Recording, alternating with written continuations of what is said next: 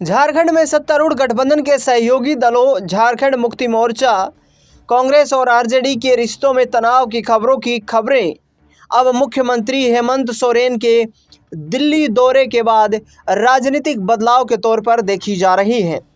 बता दें आपको कि झारखंड में हेमंत सोरेन की अगुवाई वाली जेएमएम महागठबंधन से अलग हो सकती है। इसके तमाम यहां पर संकेत प्राप्त होते हुए नजर आ रहे हैं। क्या वाकई में जेएमएम अब एनडीए के साथ गठबंधन करने को तैयार नजर आ रही है? बता दें आपको कि ये कुछ ऐसे सवाल हैं जो झारखंड की सियासत में लगातार हलचल मचाए हुए हैं। झारखंड में सत्तारूढ़ गठबंधन के सहयोगी दलों झामुमो, कांग्रेस और आरजेडी के रिश्तों में तनाव की खबरें अब मुख्यमंत्री हेमंत सोरेन के दिल्ली दौरे के बाद राजनीतिक रूप से लगातार बदलाव की ओर यहां पर कयास लगाए जा रहे हैं।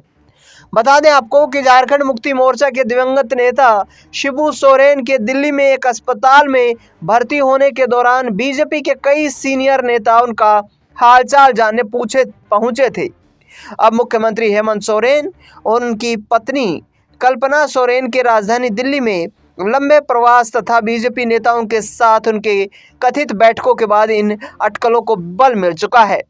बता दें आपको कि बिहार विधानसभा चुनाव के दौरान झामुमो ने राज्य की एक भी सीट पर उम्मीदवार उतारने की घोषणा नहीं की थी।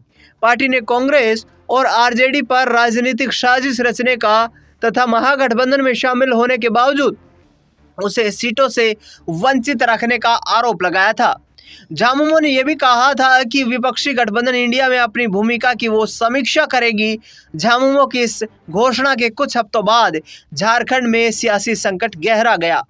खासकर मुख्यमंत्री और उनकी पत्नी जब 28 नवंबर को दिल्ली पहुंचे तो वहां कई दिनों के रुकने के कारण के बाद अब लगातार ये चर्चाएं शुरू हो चुकी हैं। बता दें आपको कि झारखंड विधानसभा के 5 दिसंबर से शुरू हो रहे शीतकालीन सत्र के मद्देनजर बुधवार शाम हेमंत सोरेन रांची वापस लौट चुके हैं। बहरहाल आपको बता दें कि झामुमो और कांग्रेस दोनों ने झारखंड में सत्तारूढ़ गठबंधन में तनाव तथा राज्य में संभावित सियासी बदलाव की अटकलों को अफवाह करार देते हुए खारिज कर दिया है। कांग्रेस विधायक और प्रदेश के वित्त मंत्री राधाकृष्ण किशोर ने कहा कि इससे राज्य में सियासी उथल पुथल की अटकलों में कोई सच्चाई नहीं है। उन्होंने कहा, झारखंड विधानसभा में विपक्षी गठबंधन इंडिया के पास 56 सीटों का समर्थन है। बिहार विधानसभा चुनाव में सीट नहीं मिलना बहुत मामूली बात है, हम इसकी समीक्षा करेंगे। किशोर ने इन अटकलों को खारिज कर दिया कि झारखंड में राजकोषीय संकट के कारण गठबंधन समीकरणों में बदलाव की जरूरत को बल मिल रहा है। बता दें आपको कि एक अन्य कांग्रेस पार्टी की विधायक एवं मंत्री दीपिका पांडे सिंह ने कहा कि अटकलें पूरी तरह गलत हैं और बेबुनियाद है। भाजपा अफवाह फैलाने की कोशिश कर रही है। मुख्यमंत्री ने भाजपा के सामने झुकने की बजाय जेल जाना पसंद किया। झारखंड की जनता ने गठबंधन को एक मजबूत और एक तरफा जनादेश दिया जो दृढ़ता के साथ राज्य पर शासन करेगा।